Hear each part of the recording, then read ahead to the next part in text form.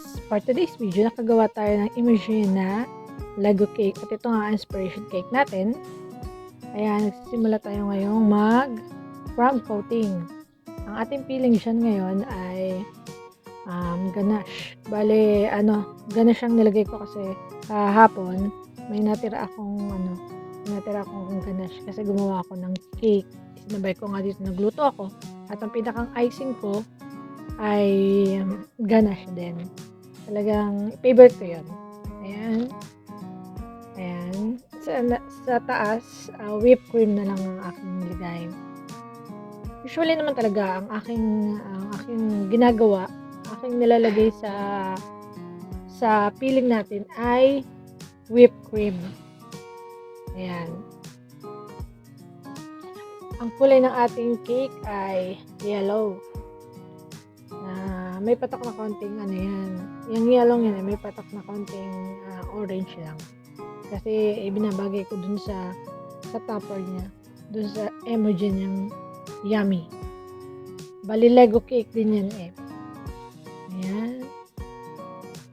Bago tayo nagising kanina kasi nga ang pick up niya ay 6:30 AM. Bali ang gaganapin yung birthday nung celebrant na bata, si Zion, ay sa school. Ayun, kaya dinaanan na lang nila dito sa bahay ang cake. Pag nag-request ang buyer na 6:30 nila dadaanan ng cake, karamitan gumigising ako ng 4 AM. Kasi inaagapan ko, mas maigi na yung maaga kaysa naghahabol ka sa oras. At ang maganda dito, pag natapos ka na mas maaga, ang cake ay masaset mo muna sa rep ng kahit nakapag-set ako ng isang oras. Kasi yung 4 AM na gising ko ay isang oras lang yung ginugol ko. Kasama yung crumb coating at pag-icing. And then, inilagay ko na siya pagkatapos sa chiller. Ayan.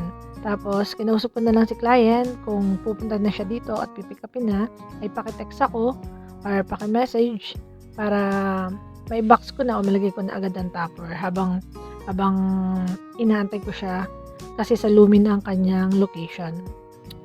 Ayan. Tapos na. Napakasimple lang niya. Ayan. Sa kinaugalian ko na maglagay talaga ng mga Dragis candy. Kasi iyan ang isa sa nagpapaganda sa ating cake.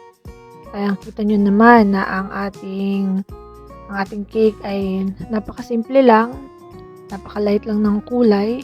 Ngayon, ang ginagawa ko dyan, nilalagyan ko ng mga Dragis candy para mabuhay ang kulay. Yun na nga, pinaka-design at masarap na rin para sa mga batang kainin. Ayan, tapos na. Ayan, pinaikot-ikot natin ang ating cake. Ayan, makikita nyo na napaka-smooth sa likod. Bala ko nga sana lagyan pa ng mga Dragis na yung maliliit na Dragis kaya lang sabi ko masyado ng over. Nasa sa inyo na rin kasi yun. Kapag sa tingin nyo nakikita nyo yung sobra na, ay tama na. At saka pati maganda yung yung tama lang. Okay. Ayan.